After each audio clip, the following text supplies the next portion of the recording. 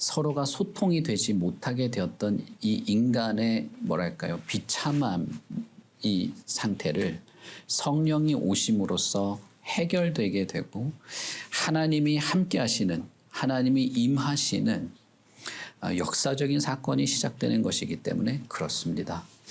성령의 역사는 결국엔 모든 세대, 모든 민족, 모든 방언을 다 초월하는 것으로서 이제 바벨탑에서 벌어졌던 그 모든 비참함, 인간이 절대 타인을 이해하지 못하고 용납하지 못하는 인간 안에 있는 근본적인 어떤 그 절망적인 상태가 성령으로 말미암아 극적으로 해결되는, 사실 인류 역사가 완전히 뒤바뀌는 역사가 시작되는데 그것이 있는 것을 보여줍니다. 결국 예수님께서 말씀하신 것처럼 세상의 끝이라도 당신이 지금 어느 위치, 어떤 상황, 어떤 정신과 육체의 문제에 있더라도 예수 그리스도와 그의 복음을 만날 수 있게 되었다라고 하는 새로운 시대가 시작된 것을 보여주게 되는 것이고, 그 새로운 시대의 어떤 사명자 혹은 예수 그리스도의 증인으로서 베드로가 말씀을 전하는 것이 이제 이어지게 됩니다. 14절과 15절에서 자신들은 술에 취한 것이 아니다 라고 말하고 나서 베드로는 지금 이 현장, 지금 이 순간이 얼마나 역사적이고 중요한 순간인지를 말하기 시작합니다. 선지자 요엘의 글을 인용하면서 그것을 말하기 시작하는데, 선지자 요엘을 통하여 말씀하신 것이다 라고 말하면서 지금 이 순간, 지금 이 시기, 이 시대, 이 현장이 얼마나 역사적인가를 말하기 시작합니다. 다른 구약 선지자들과 마찬가지로 요엘 선지자도 말세에 일어날 일에 대해서 말했습니다. 그리고 그 말세에 대한 선지자의 예언을 이제 베드로가 인용하는 것이죠. 베드로가 요엘의 예언을 인용한 것은 선지자 요엘이 말했던 그 날, 요엘 2장에 보시면 그 날이라는 말로 표현이 되고 여호와의 크고 두려운 날이라고 표현되기도 한 것입니다. 나중에 여러분 요엘서 2장을 쭉 읽어보시면 앞부분에는 이스라엘의 회개와 회복시키고자 하시는 하나님의 뜻, 그리고 그 이후에는 바로 그 날 하나님이 회복하시고 하나님의 목적이 성취되는 그 날을 예언을 하게 됩니다. 선지자 요엘이 그 이야기를 할 때는 아직 그것이 먼 미래의 이야기였어요. 그런데 베드로는 지금 그 선지자의 예언이 이 현장에서 지금 이 순간에 성취되고 있고 바로 그 날 하나님의 목적이 성취되는 그 날이 지금이다라고 말하는 것입니다. 하나님이 살아있다고 하는 증거, 그리고 그 약속이 지금 우리 이 자리에서 성취된다고 하는 엄청나고 무시무시한 역사의 현장에 와 있다는 것입니다.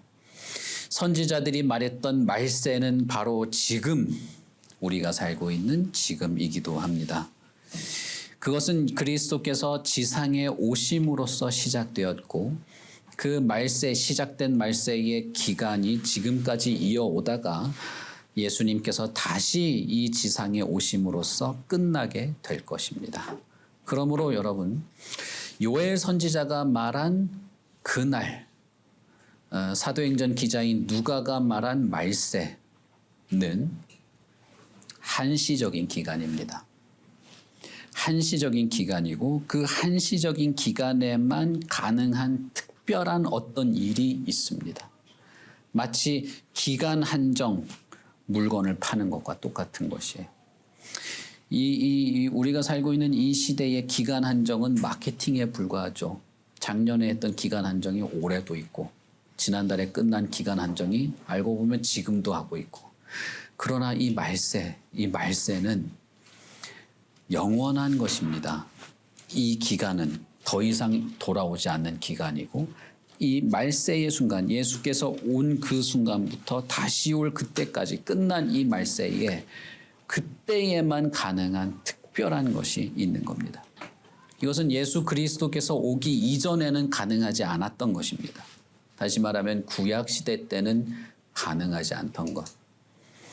그러나 지금은 가능한 것이고 그 말세의 시기가 저와 여러분이 지금 살고 있는 지금 현대입니다. 여기에 대해서는 제가 여러 번 말씀드렸기 때문에 말씀드리지 않겠습니다. 그러나 분명한 것은 베드로 사도가 말했던 그때부터 지금도 여전히 말세이고 저와 여러분이 살아갈 현 시대이므로 베드로가 지금 말하고 있는 이 내용들은 사실상 우리에게 지금 말하고 있는 내용으로 우리는 이해할 수 있는 것입니다. 요엘 선지자는 장차 올 주의 날에 대해서 선언했습니다. 요엘서 2장이죠. 2장 28절부터 있는 것이죠. 요엘서에서는 그것을 말세라는 표현으로 쓰지 않았어요. 그 후에 일어날 날, 그 후에 일어날 일이라고 말했습니다. 선지자 요엘의 시대에는 선명하거나 분명하지는 않았던 것입니다. 그러나 사도행전을 쓴 누가 그리고 베드로는 그 요엘 선지자의 말을 인용하면서 그 후의 날이라고 했던 것이 말세라고 하는 것을 분명하게 깨달았습니다. 성령의 능력 안에서 그것이 하나님의 계시로서 주어진 것이 말세였구나라고 하는 것을 알았기 때문에 베드로는 말세라는 더 정확한 단어를 선택해서 말합니다. 그리고 말세라고 하는 분명한 증거, 지금이 바로 그 순간 말세의 날이고 바로 하나님이 말한 그 크고 두려운 날이라고 하는 징조는 바로 성령의 임재였습니다. 요엘 선지자의 그 예언, 요엘서 2장에 있는 내용은 그 앞부분 요엘서 2장 12절부터 이어지는 내용인데 거기를 잘 보시면 요엘 선지자는 이렇게 말합니다. 여호와의 말씀에 너희는 이제라도 금식하고 울며 애통하고 마음을 다하여 내게로 돌아오라 하셨나니 너희는 옷을 찢지 말고 마음을 찢고 너희 하나님 여호와께로 돌아올지어다. 그는 은혜로우시며 자비로우시며 노하기를 더디하시며 이내가 크시사 뜻을 돌이켜 재앙을 내리지 아니하신다라고 말합니다. 그리고 28절에 그 후에 여호와의 크고 두려운 날이 오는 것을 말해요. 그러니까 요엘서 2장 전체 맥락에서 말세에 해당되는 것은 회개와 깊은 관련이 있다는 것을 알 수 있습니다. 회개하고 애통하고 하나님께로 돌이키면 여호와께서 너희들을 회복시킬 것이다라는 거예요. 자, 여러분, 베드로 사도가 어째서 요엘서를 인용했는지 우리는 여기서 힌트를 알 수 있습니다. 말세의 가장 강력한 증거가 성령의 임재인데 이 성령의 임재는 회개와 깊은 관련을 맺고 있는 것입니다. 그래서 베드로 사도는 사도행전 2장 38절에서 너희가 회개하여 각각 예수 그리스도의 이름으로 세례를 받고 죄 사함을 받으라. 그리하면 성령의 선물을 받으리니라고 말한 것이죠. 베드로 사도는 지금 왜 말세라고 말할 수 있는가? 그리고 왜 지금이 중요한가라고 하면 예수께서 오셔서 당신들을 위하여 피 흘려 죽음으로써 회개하고 돌이켜 회복되고 하나님 앞에서 참되고 거룩한 백성으로 받아들여질 수 있는 절호의 기회가 지금 시작되었다는 것을 말하고 있기 때문입니다. 물론 그 이전에도 구약에도 사람들은 회개했습니다. 잘못하면 하나님께 회개했고 제물을 드렸고 번제물을 올렸습니다. 그러나 그것은 아주 일시적이고 온전하지 못했어요. 그래서 매번 짐승을 죽여야 됐어요. 매번 짐승을 죽이고 매번 반복되었고 그 짐승을 죽일 때 그 집례를 했던 제사장조차 자신을 위해서 짐승을 죽이고 피를 뿌려야 하는 그런 일이 있었고 짐승을 죽이기 위해서 만들어 놓은 제단에도 피를 뿌리고 지성소 앞에서도 피를 뿌려야 되는 모든 것이 사실상 그림자와 한계가 있는 것에 불과했습니다. 그러나 이제는 예수께서 오셔서 십자가에서 피를 흘린 이제는 당신들이 회개할 수 있다는 것입니다. 하나님께 회개할 수 있고 마음을 찢을 수 있게 되었고 여호와께로 돌이킬 수 있게 되었고 회복하고 그의 크신 인애 자비를 충만히 맛볼 수 있게 되었으니 회개하시오. 요엘 선지자도 마음을 찢으라고 말했지만 그것은 오히려 지금이 더욱 마음을 찢을 수 있고 용서의 은혜가 풍성한 시기가 되었다고 말하는 것이죠. 그리하면 성령을 선물로 받게 되는데 그 성령의 선물, 성령의 임재야말로 지금이 말세라고 하는 것에 가장 강력한 증거가 되는 것입니다. 요엘 선지자가 이렇게 말한 것이죠.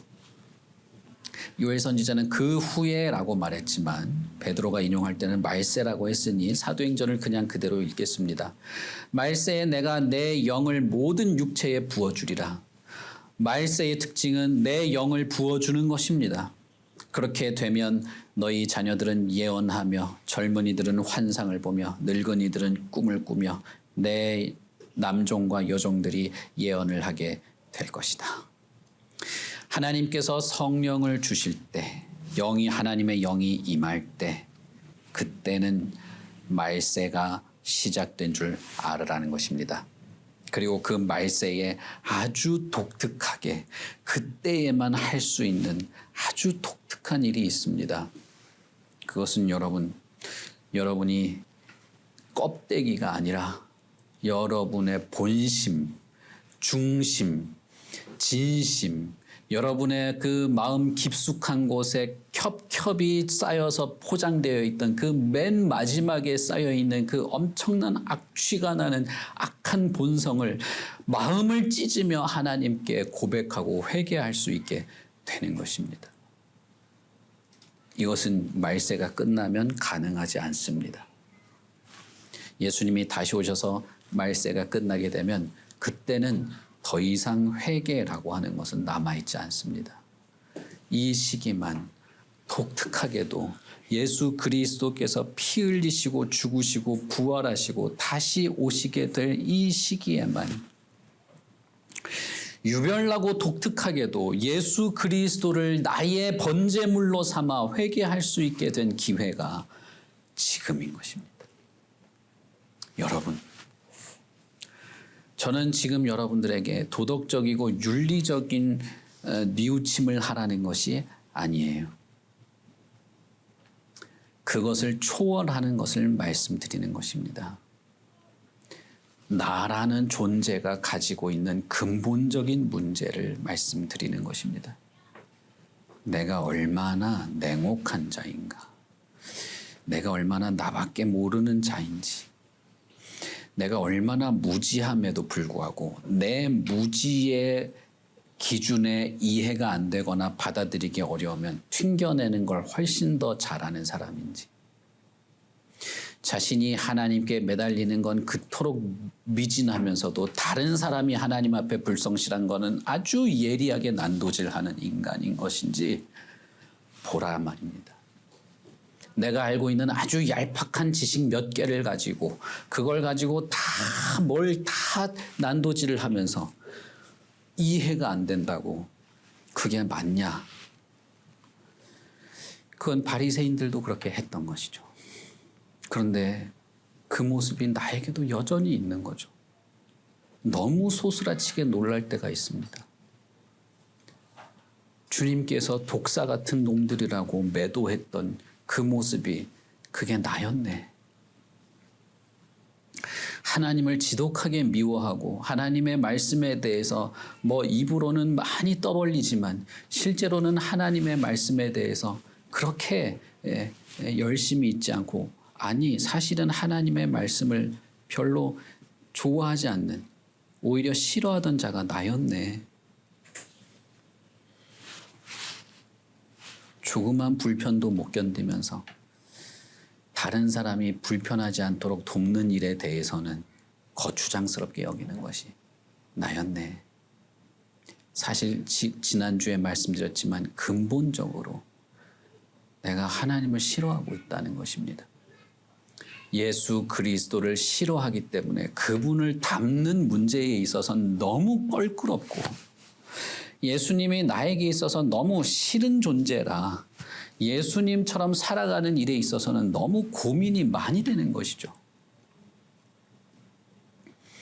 내 자신을 헌신하여서 타인을 위하여 목숨을 버리는 자가 누가 있는가?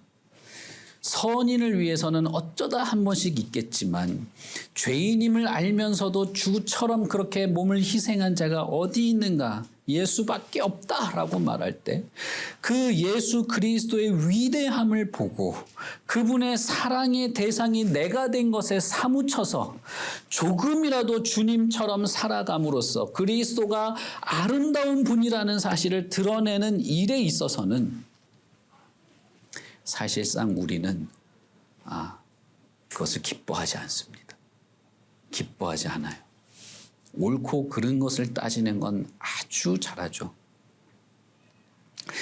주님의 약속에 대해서는 아랑곳하지도 않으면서 내가 입으로 뱉은 약속에 대해서는 무슨 세상의 거룩한 뭐라도 되는 것처럼 하는 것이 저희들이 아닙니까?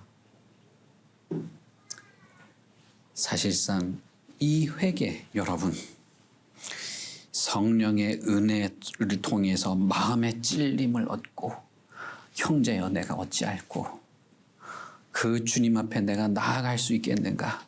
과연 그 주님이 나를 용서하시는 분인가? 주님을 바라며 주여 나 같은 자는 지옥에 떨어져야 됩니다. 그런데 용서해 주시면 그렇다면 내가 용서받고 싶습니다 라고 하는 이 유별나고 독특한 일이 여러분 지금만 가능한 겁니다. 지금만 가능하다 이 말이에요.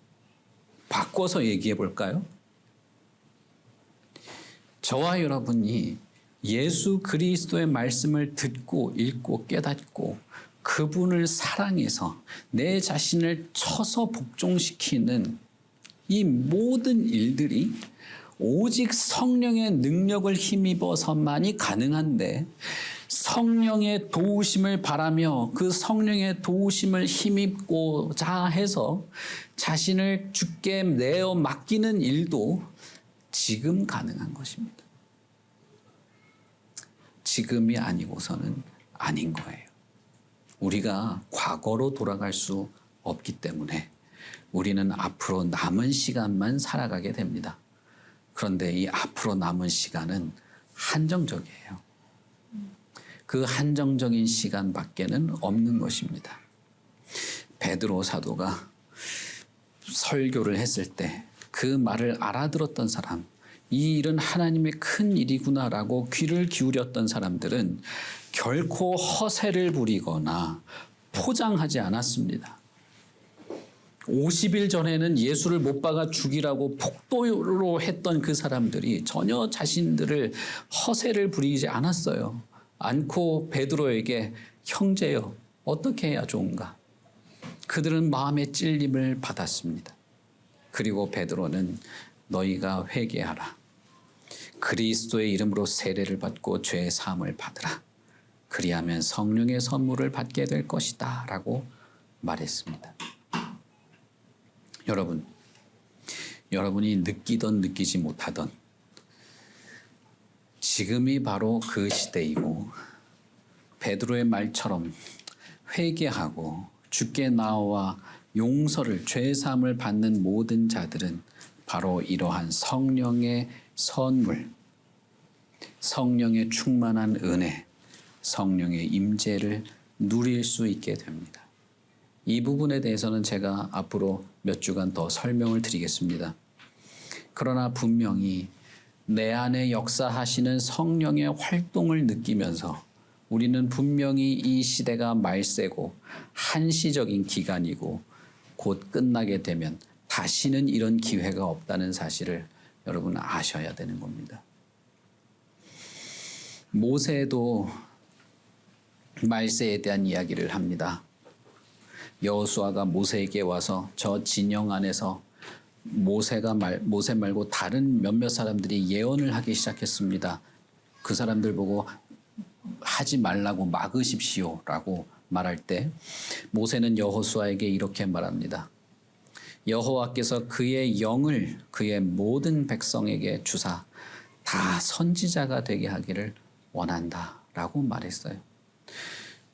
모세도 여호와께서 그의 영을 모든 백성에게 풍성하게 베풀어 주는 때를 기대하고 있었습니다.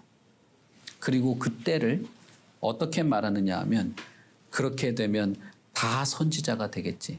나만 선지자고 니네들은 입 다물어. 이게 아니고 나뿐 아니라 모든 하나님의 영이 부어지는 자들은 선지자가 될 텐데 그때가 속히 오면 좋겠다. 이 마음이 요엘 선지자의 마음이었습니다. 하나님의 영이 오게 되면 너희 자녀들은 예언을 하게 될 것이다. 너희 젊은이들은 환상을 보며 너희 늙은이들은 꿈을 꾸며 그때에 내가 내 영을 내 남종과 여종들에게 부어줄 텐데 그들이 예언을 하게 될 것이다. 그때가 바로 말세, 하나님의 영이 부어진 때, 하나님의 영이 부어진 마지막 때인 것이죠. 바로 그것에 대한 아주 선명한 증거가 베드로 자기 자신이었던 것입니다. 그가 하나님의 말씀을 구약의 요엘 선지자를 인용하며 예수 그리스도를 증거하기 시작했을 때 성령이 지금 쏟아 부어지고 있다고 하는 사실을 증거하고 있었던 것입니다. 성령의 임재, 하나님의 영이 그의 모든 백성에게 부어주실 때 나타나는 일들은 예언의 일입니다. 그것은 환상과 꿈으로 그리고 입의 말로 드러나게 되었던 것입니다. 여러분, 예언이라고 하는 건 미래의 일을 점치는 걸 말하는 게 아닙니다. 성경에서 말하는 예언은 다 하나님의 말씀을 하나님의 뜻에 따라 선포하는 것을 예언이라고 말하는 거예요. 쉽게 말하면 말씀을 전하는 것입니다. 사울도 하나님의 영에 사로잡혀서 선지자 무리와 함께 예언을 했죠. 그때도 미래의 일을 말한 것이 아니라 하나님의 말씀을 하나님의 뜻에 따라 풀어서 설명하기 시작했다는 것입니다. 그러니 여러분, 이것도 이 말세의 시기에 있는 아주 독특하고 중요한 일입니다. 하나님의 말씀이 드러나게 되는 것. 그때는 다 거울을 보는 것 같았지만 이제는 얼굴을 마주 보는 것처럼 선명하게 드러나게 되는 일은 지금입니다. 지금 우리가 예배를 드릴 때, 말씀을 나눌 때, 우리가 모여서 공동체로서 받은 바 은혜들을 나눌 때, 함께 기도하며 성경의 본문을 함께 읽고 연구하고 고민하고 상고하기 시작할 때 이 일이 시작되는 것입니다. 여러분, 그러니 이것은 가장 강력한 성령의 능력의 증거이고 우리가 성령의 능력을 힘입어야 할 이유가 됩니다. 그리고 이 시기야말로 여러분, 저와 여러분이 성령의 능력을 힘입을 수 있는 시기입니다. 제가 계속 말씀드렸죠. 성령의 능력, 은사라고 할 때 뭘 자꾸 손에서 불 나가고 눈에서 레이저 나가고 이런 생각만 하지 마시라고 말씀드렸죠. 성령의 능력, 성령의 강력한 능력은 바로 여기에 있습니다. 하나님의 말씀을 전하고 듣고 깨닫고 이해하고 바르게 전달되며 풍성하게 드러나게 되는 것. 그러니 이것은 모든 하나님의 백성들에게 부어져야만 하는 것이고 모든 하나님의 백성들이 마치 선지자처럼 나에게 주신 하나님의 말씀을 하나님의 뜻에 부합하게 풀어 드러내어놓고 그것을 나누고 공유하고 풍성하게 드러내고 그 앞에서 깊이 묵상하며 겸손히 엎드려서 그 말씀을 전하고 깨닫고 이해할 수 있는 이 일이야말로 성령의 강력한 임재 그 증거가 되는 것입니다. 그러니 여러분, 우리가 성령의 능력을 구할 필요가 있는 것이죠. 이것이 이 말세의 시기에 아주 독특하고 유별나게 그의 백성들에게 강력하게 보여지는 그리고 가능하게 된 일입니다. 구약에는 이것이 너무 드문 시기였어요. 수백 년 동안 선지자가 한 명도 나타나지 않을 때도 있었습니다. 그래서 이스라엘 백성들은 마치 불임인 것처럼 이 땅이 황폐하다고 느끼고 여호와께서 우리로부터 얼굴을 돌리셨다고 느껴질 정도였습니다. 그러나 여호와의 영이 부어질 때는 마치 이른 비와 늦은 비처럼 쏟아질 때는 모든 사람이 그 성령의 빗줄기에 젖어서 선지자처럼 말씀을 읽고 듣고 깨닫고 그 깊이와 은혜와 넓이와 높이와 풍성한 사랑과 자비와 은혜들을 가감없이 전하고 나도 나누고 누리고 행복해하고 그 안에서 자유와 평강을 누리는 일들이 이 시기, 성령이 우리 안에서 역사하는 이 시기, 성령의 역사와 은사를 통해서 가능하게 되는 겁니다. 여러분, 이게 무슨 손을 얹었더니 뜨거운 열이 나타나고 뒹굴뒹굴 뒹굴고 외국어를 말하고 병이 났고 자꾸 그런 소리를 하는 것이 성령이라고 말하는 것과 비교가 됩니까?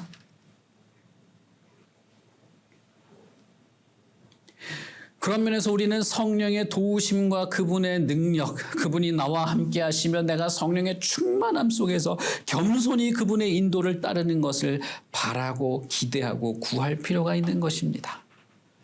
술 취하는 것이 아니라 성령의 충만한 것이죠. 여러분 무엇을 위해서 기도하십니까?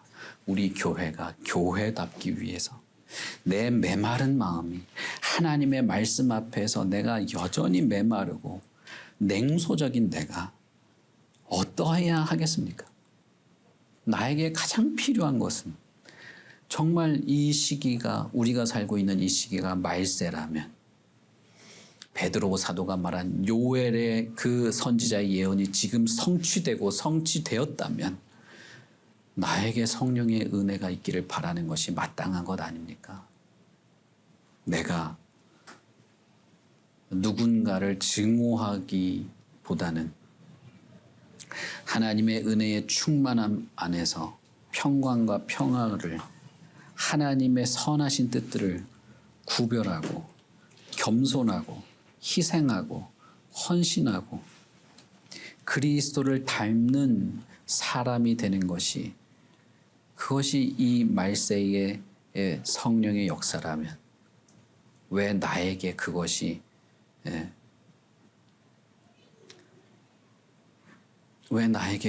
없어도 되겠습니까? 너무나 필요하고 사모가 되고 간구가 되는 것이죠. 주의 날로 언급된 이 말세가 무엇보다도 중요한 것은 21절에 말하는 것처럼 누구든지 주의 이름을 부르는 자는 구원을 얻게 되는 하나님께서 그의 이름을 부르는 모든 자에게 구원을 베푸시는 날들이기 때문입니다.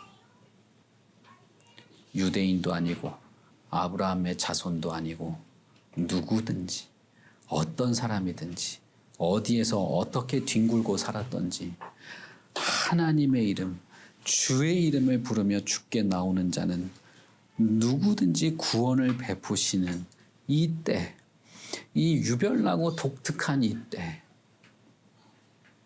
내가 뭘 많이 알고 잘 알아서 그런 것이 아닙니다. 구원을 바라는 자, 주님께서 나를 용서하실 뿐 아니라 나를 회복하시고 구원하시는 분이라는 사실을 믿고 신뢰하고 그분께 나를 내어 맡기는 자, 그렇다면 누구든지 구원을 받게 되는 이 한정적인 시기, 그 시기를 우리가 지금 살고 있는 것입니다. 여기에 대해서 요엘 선지자뿐 아니라 사도들, 사도 요한도 이때가 아주 독특한 날임을 언급합니다. 19절부터 20절에는 하늘과 땅에 일어날 여러 징조들을 말합니다.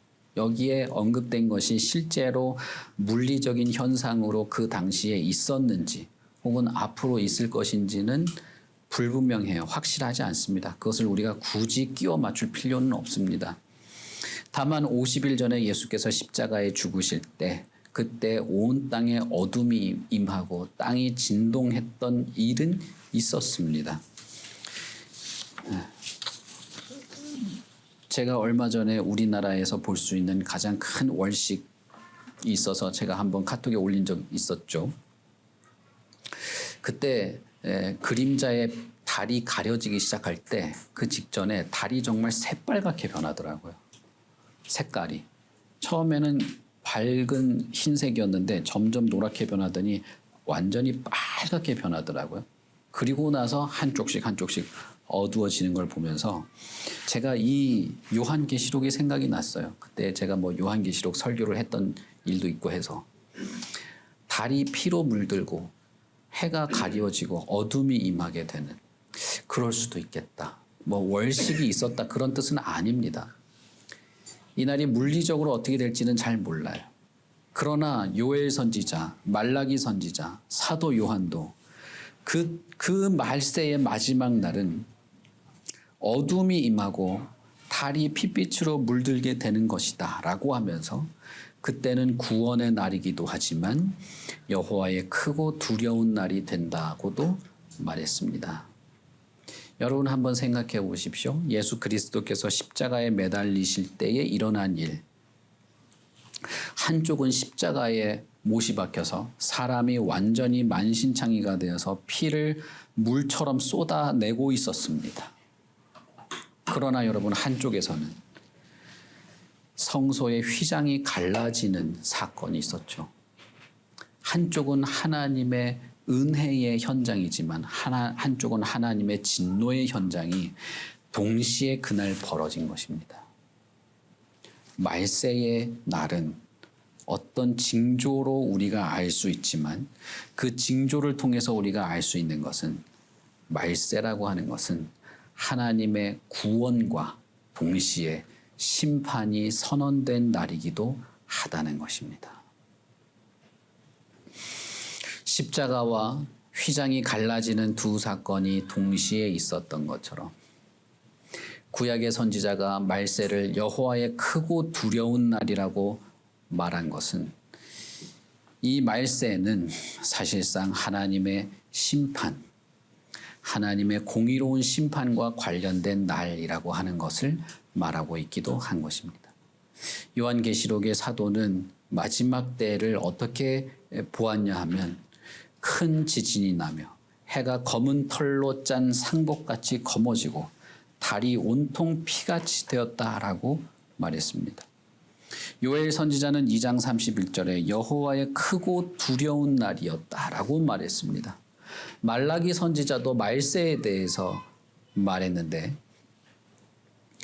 말라기 4장 5절에 보시면 보라 여호와의 크고 두려운 날이 이르기 전에라고 말합니다. 그것은 이 선지자들에게 있어서 말세는 회개와 동시에 이스라엘 백성들의 회복과 동시에 두려운 어떤 일. 요엘 선지자는 달이 핏빛같이 변하고 해가 어두워지는 것을 보았고 말라기 선지자도 여호와의 크고 두려운 날이라고 말했습니다. 그리고 우리도 그 사실을 알 수 있습니다. 예수께서 십자가에 달리심으로써 우리가 회개하고 용서받을 수 있게 되었다고 하는 것은 하나님의 진노와 위로, 하나님의 진노와 구원이 동시에 우리에게 보여졌다는 것입니다. 베드로 사도는 요엘서를 인용하면서 요엘 선지자는 여호와의 크고 두려운 날이라고 말했지만 베드로는 20절에서 여호와의 크고 영화로운 날로 바꿨어요. 왜냐하면 이 말세는 동시에 주의 이름을 부르는 자에게는 구원이 있는 날이기도 하기 때문입니다. 그러니 여러분, 이것은 서로 반대되는 말을 하는 게 아닙니다. 이 날은 두렵고 무서운 날이지만 그러나 또 한편으로는 영화로운 날인 것입니다. 말라기 선지자도 4장 5절에 여호와의 크고 두려운 날을 말하지만 4장 6절에는 아버지의 마음을 자녀에게로 돌이키고 자녀들의 마음을 그들의 아버지께로 돌이키는 날이라고도 표현합니다. 요엘 선지자는 크고 두려운 날이라고 말했지만 너희가 마음을 찢고 여호와께 돌아온다면 그때 여호와께서 자기 땅을 극진히 사랑하고 그의 백성을 불쌍히 여길 것이라고도 말했습니다. 여러분 요한계시록을 한번 떠올려 보십시오. 마지막 무시무시한 심판이 벌어지고 무저갱의 그의 짐승과 짐승을 따르는 자들을 영원히 타는 불바다에 던지실 때 여호와의 보좌 앞에서는 어린 양의 신부들이 혼인잔치를 벌이는 장면이 동시에 시작이 됩니다. 그때는 모든 성도, 그때는 하나님의 흰옷 입은 모든 성도가 하나님 앞에서 즐거이 찬양하며 혼인잔치를 즐기지만 한쪽에서는 무저갱의 불못에 던져지는 지독하고 멸망스러운 사건이 동시에 벌어지는 것이 마지막 대접이 쏟아지는 심판의 날이었죠. 그러니 여러분, 이 말세는 우리에게 두 가지를 말합니다. 우리가 얼마나 하나님의 진노 앞에 놓여 있는가. 그러나 또 한편으로는 우리가 얼마나 구원받을 기회를 얻었는가라는 것입니다. 보라, 지금은 은혜 받을 만한 때이다. 너희는 무엇보다도 여호와를 찾으라. 베드로 사도는 누구든지 주의 이름을 부르는 자는 구원을 받게 된다라고 말했습니다. 지난주에 우리는 모든 인간은 하나님과 원수 사이가 되었음을 말하였습니다. 이 성경의 선언에 대해서 얼마나 여러분들이 한 주 동안 깊이 생각하셨는지는 모르겠습니다. 저와 여러분이 마음 깊숙이 자리 잡고 있는 아주 견고한 자기중심적인 사고, 하나님을 인정하기 싫어하는 태도, 믿음 없음이 얼마나 살펴졌는지 모르겠어요. 다만 여러분, 우리가 지금 살고 있는 이 시대는 한시적이고 유보적인 시대입니다. 분명히 제시되고 있는 복음 앞에서 마음을 열고 예수를 구하든지 아니면 거부하든지 두 가지 길밖에는 우리 앞에 놓여 있지 않습니다. 결국 하나님을 거부하는 자는 여호와의 크고 두려운 날을 경험하게 될 것입니다. 그것은 미래의 일이 아니라 이 땅에 살아가는 동안에도 철저하게 하나님을 외면하고 하나님으로부터도 소외되는 삶을 살아가게 된다는 것입니다. 그것이 말세가 품고 있는 심판의 메시지이죠. 그리스도의 십자가는 단순히 물리적인 고통, 손에 못이 박혀서 힘들었다를 말하는 게 아닙니다. 그 위에 쏟아진 하나님의 진노를 의미하는 것입니다. 말세가 시작될 때, 성령이 임하셨을 때 분명히 두 가지 메시지가 동시에 전달되었습니다. 십자가에서 쏟아진 하나님의 진노를 너가 받을 것인가? 아니면 그리스도의 부활처럼 영원한 생명을 얻게 될 것인가? 반대로 주의 이름을 부르는 자는 여호와의 크고 두려운 날이 아닌 영화로운 날을 경험하게 될 것입니다. 그는 더 이상 혼자가 아닌 세상 끝날까지 함께 하시는 주님과 동행할 것이고, 그것 또한 말세가 품고 있는 구원의 메시지입니다. 예수께서 부활하셨다라고 하는 것. 너희들이 죽였지만 그러나 하나님의 정하신 뜻과 미리 아신 대로 그가 사망의 고통에서 다시 살아나게 된 것 또한 말세가 보여주는 구원의 메시지이고, 그것이 우리도 누릴 수 있게 되는 영원한 생명과 회복이 되는 것입니다. 여러분 한번 잘 생각해 보십시오. 내가 지금 살아가는 동안에 좀 불편하고 약간의 어려움이 있고 근심이 있고 이것만 좀 해결되면 편할 것 같아서 구원을 바라는 그 정도가 아닙니다. 저와 여러분의 인간이라고 하는 것이 가지고 있는 그 철저한 고독과 인간이라는 존재가 가지고 있는 그 깊은 어두움에서부터 구원받는 것을 말하는 것입니다. 하나의 문제가 해결되면 또 다른 어둠이 우리를 지배하게 되는데, 여러분, 이 한정된 기간, 그리스도의 복음을 전할 수 있고 들을 수 있고 이해할 수 있고 그를 따라 살아갈 수 있는 이 한정된 기간이 우리에게 구원의 복을 누릴 수 있는 기회가 됩니다. 깊이 생각해 보시길 바랍니다. 정말 내가 죄인일까? 내 안에 돌이킬 수 없고 해결할 수 없는 악이 솟아나고 있을까? 그리고 그리스도가 참으로 나를 구원하신다면 나는 구원받고 싶다. 이 악에서부터 나는 구원받고 싶다.